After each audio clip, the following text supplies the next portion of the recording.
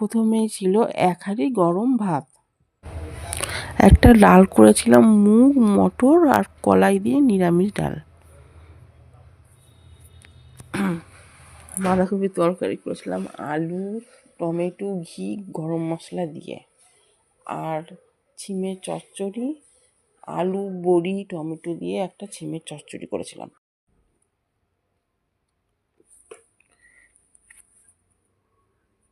ধনেপাতা চাটনি লেবু দিয়ে, আলু সেদ্ধ শুকনো লঙ্কা দিয়ে মাখানো, বাদাম ভাজা।